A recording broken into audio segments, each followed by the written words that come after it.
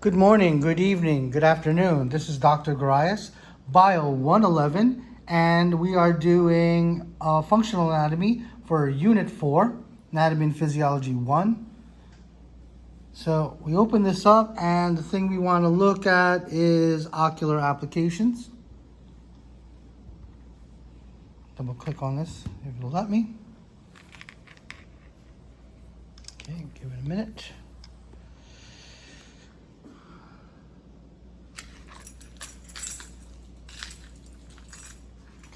Building our eyeball. You could, of course, fast forward this. View. Telephoto, wide lens, telephoto, wide lens.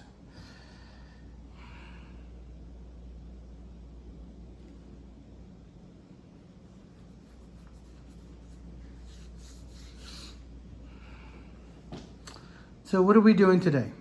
We're doing, of course, parts of the eye and the extraocular muscles, and also we're going to look at how does the focal point or the fovea centralis and the refraction of light play into your vision.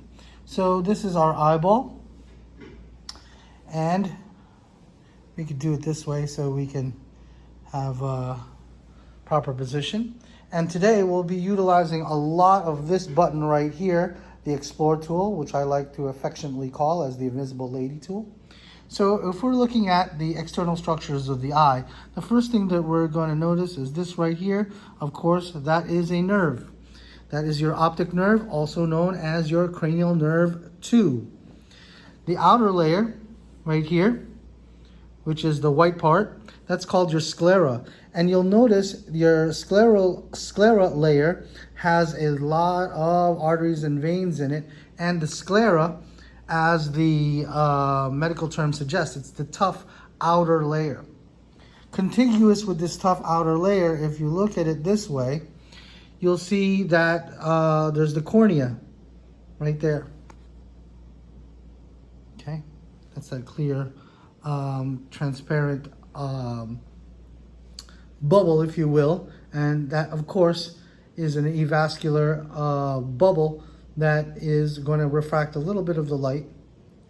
In that space as well is your aqueous humor, also in a place called your anterior chamber. You could also see the colored portion of your eye, which is inside here, and that has melanin pigment to protect it from UV radiation. And in the dead center, the hole there, that's of course your pupil. Okay, so to remove the sclera, we're going to use this tool right here.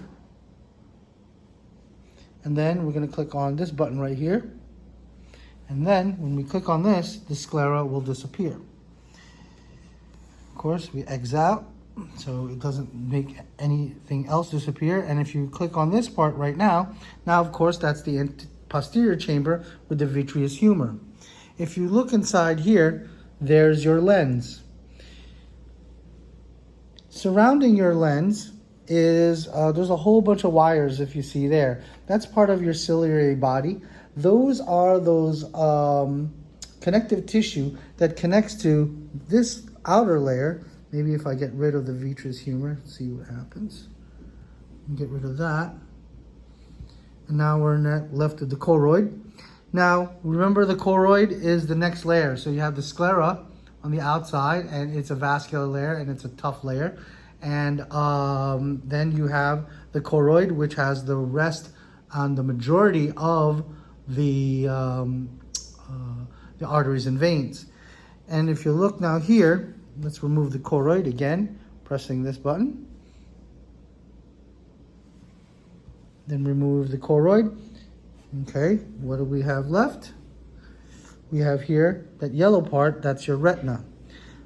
So the layers go sclera, outermost, choroid, middle, and then your retinal layer, that is the most important layer on the inside, and that the retina has all your photoreceptors, namely your rods and cones. Let's go back to this button again. Click on this button, then let's disappear that. So if we're looking at this, this of course is your lens right there. And then this stuff out here, That's your suspensory ligaments of your eye, which is part of your ciliary body, which controls, what angle the lens would be. And again, more refraction to get all the light rays to the back of your eye. Okay, and of course, this part right here at the very, very end would be your optic disc, because this is the area here that all that wiring of that retina have to go into the optic nerve, which is your cranial nerve too. So to review these inner parts, you have this part right here, ciliary body, all right, in the middle of this egg, right here, of course, your lens, and then you have your suspensory ligaments of your eye connecting into your ciliary body, which has also your ciliary muscles, right? Remember, ligaments connect bone to bone or connect object to object. And those are the parts of your eye that you need to know. Now let's bring them all back. I just press this button and you can see here, everything comes back. Now there's these two buttons down here which show you a little bit more of the physiology, because remember, we are in functional anatomy, which is how these parts work. So yes, you are responsible for the anatomy here. And by the way, when you're in laboratory, especially in room 215, where are we at here? There's a model here somewhere of the eyeball. Well, we're in the dark. It's here. Ask me about it. I'll try to find it. It's somewhere here. Well, let's click on these buttons. We're back at the Anatomage table. Let's click on this button right here. And you'll see, let's move this. You'll see this green and gray lines, and those represent light rays. And you'll see if I move the eye directly in a lateral position, you could see it goes right through the cornea into your pupil, and then the light rays then bend or change direction, and guess where they all end up? They all end up in the back of your eye, in your retina, and the majority of it should end up in the fovea centralis. Okay? Now, this thing pops up. And when this thing pops up, I want you to press on this far button right here. That's your eye chart. And then this comes up. This is called your Snellen's test or Snellen's chart. Capital S-N-E-L-L-E-N''S. Some guy or gal, don't want to misgender, created a, the eye test here. And it's assuming that you're literate, that you know the letters of the alphabet. So what happens? When you're a kid, how's your vision? It's wonderful. Look, baby Edsky, he can see everything. Old man Edsky, let's move that, right? And then what happens? When I move that, this other second bar starts to move as well. So now what happened? Let's go from being young, and you get older, right? I hope you could see this. It becomes blurry. And remember, as you get older, right, that vision is now called presbyopia. And if you notice, where did all the light rays end up? They didn't end up right there on the retina. It went a little bit further than the retina. So it's a little bit off. So let's put that back. You could also mess around with these other parts here, and it will change the vision of the chart. So you have this here, which is going to mess with your lens, and you can see, you mess with your lens. It could also change the refraction. And look at here. This is what happens when you get also blurry vision, when all the light rays don't meet all the way in the back, and this one falls way too short. Another thing you'll also see is the next to the bottom little slider here, that is for the shape of the eye.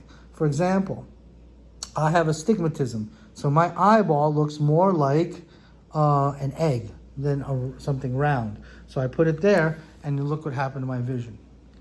And look what happened to where the angle of where all the light rays ended up. It fell short.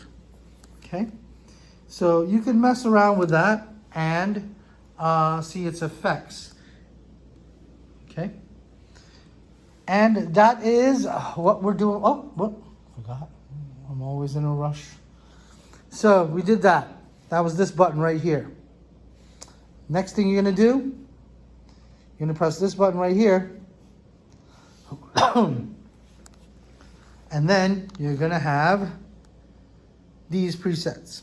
So this slider here, if we pan back, this slider here is gonna move my eye to the left or the right. Now this eyeball is your right eye.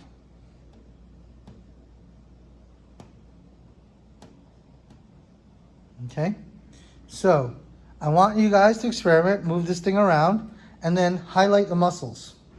So you'll see which muscles start contracting. And then figure out what muscle's what. So that's your medial rectus. Right eyeball, I want to look towards my nose. So what happens? The medial rectus will then light up what? Red. And of course, if that's the medial rectus, and this is my nose here, where's my lateral rectus? Up here. So do that with each one of these and figure out what muscle does what. Okay, and of course, that will be fodder for your final exam. Also, since you are clinically relevant nurses and nursing students, not nurses yet, but you will be, look up cranial nerve 3, 4, and 6. You can Google it. Which muscle innervates, which nerve, cranial nerve 3, 4, or 6, innervates which muscle.